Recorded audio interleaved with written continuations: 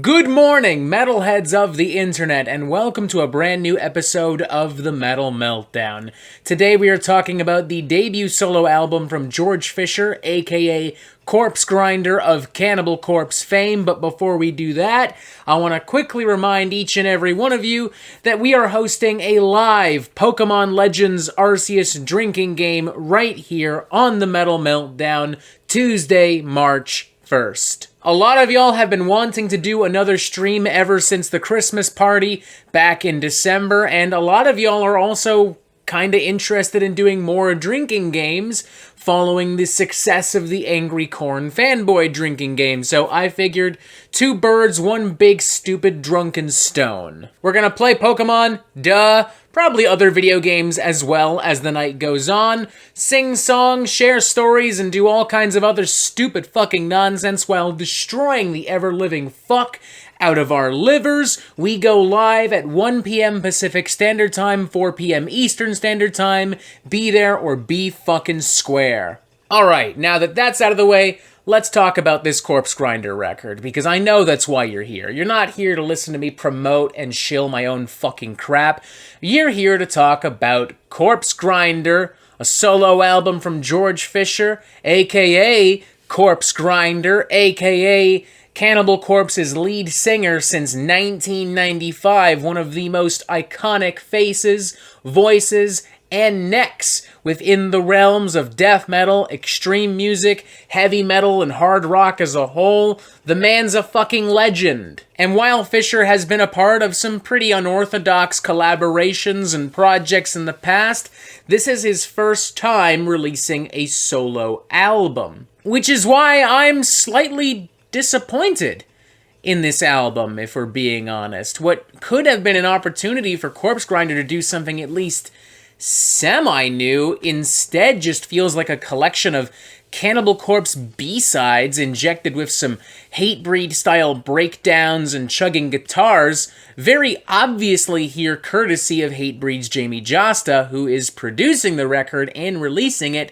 through his own record label. I mean, I guess if for whatever reason you wanted to hear some Hatebreed-style lyrics and choruses and beats and riffs thrown onto a more modern Cannibal Corpse record like Red Before Black or Violence Unimagined, then dream come true for you, I guess. But I don't know, man, this whole thing just feels like a wasted opportunity. What could have been so cool and crazy and funky instead is so generic, so predictable, so derivative of Cannibal Corpse. I was not at all expecting Corpsegrinder to go off and write a fucking rock opera or do some crazy jazz fusion nonsense, but at the very least, I was hoping I'd get something at least a little bit different than just Cannibal Corpse B-sides with some Hatebreed-style riffs and lyrics crudely stapled onto them. To be fair, though, I do think that in small doses, there is a decent, adequate amount of fun to be had with this album, and I will also agree that it's very well made. Producer Jamey Jasta has clearly spent a lot of time paying very close attention to recent Cannibal Corpse records like Red Before Black and Violence Unimagined, and he has done a really good job at replicating that very heavy, gritty, muscular sound and feel of those records. And with the help of regular collaborators Nick and Charlie Bellmore, who have in the past also worked with Dee Snider and Toxic Holocaust, Jamey is also able to inject this album with a little bit of extra hardcore Hatebreed-style attitude and energy. Bottom Dweller, for instance, is a pretty savage piece of metallic hardcore-infused death metal. I mean, sure, those lyrics are really dumb and really edgy, even by the standards of Cannibal Corpse, and for that matter, Hatebreed, but credit where it's due, it's a gnarly, heavy, bouncy, groovy cut. George Fisher himself sounds fucking fantastic, as per the norm with literally anything he does. He is still one of the best sounding death metal vocalists in the fucking game. Tracks like On Wings of Carnage, Crimson Proof, Master of the Longest Night, All Souls Get Torn keep that initial momentum and heat going, constantly throwing some pretty cool fucking riffs at you left and fucking right with more fantastic vocals from Corpsegrinder. It's extremely simplistic, extremely formulaic, extremely meat and potatoes, as I sometimes say. There are a couple of duds, like Deaf is the Only Key, for instance, which is a little bit too slow, spends a little bit too much time meandering and plotting for my personal liking. I'm also not really a gigantic fan of the opening cut Acid Vat. I imagine death metal nerds and death metal fanatics will love this cut, as it features Eric Rutan of Hate Eternal, Morbid Angel, Cannibal Corpse fame on guitar, and therefore feels the most like a Cannibal Corpse song, but that's also kinda why I'm not really digging it. Like, if I didn't know any better, a part of me might have assumed that this was something that was written for Violence Unimagined and was then cut off. Or perhaps it was a B-side from one of the singles released last year that just didn't get a lot of attention. Or maybe it was on the Japanese edition of the album, you know, like a bonus track, a hidden track, some shit like that. And this brings me back to what I was originally talking about earlier in this video.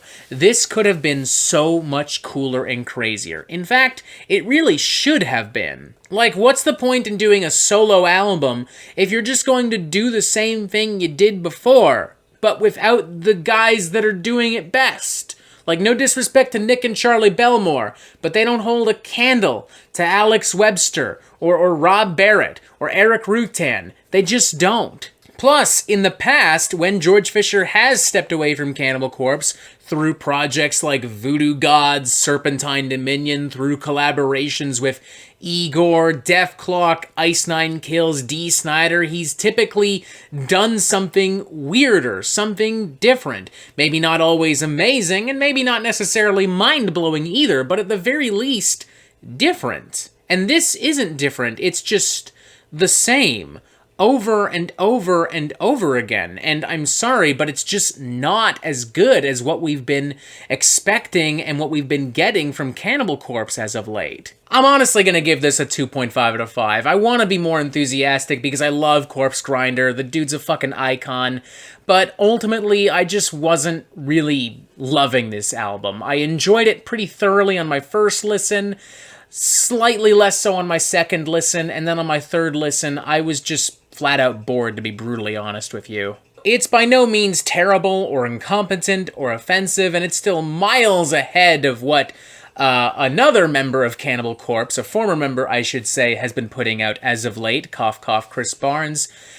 But it's not exactly an essential listen. I'm never going to pick this over Violence Unimagined or Red Before Black or Skeletal Domain or really any album in Cannibal Corpse's discography. Like I said before, if the idea of Cannibal Corpse B-sides with Hatebreed style beatdowns crudely stapled on sounds amazing to you, you'll love this album, more power to you. And if you're just starving for some very simple, straightforward death metal, great, good for you, but I don't know, I was hoping for something just a little bit more exciting, a little bit more interesting, a little bit more memorable.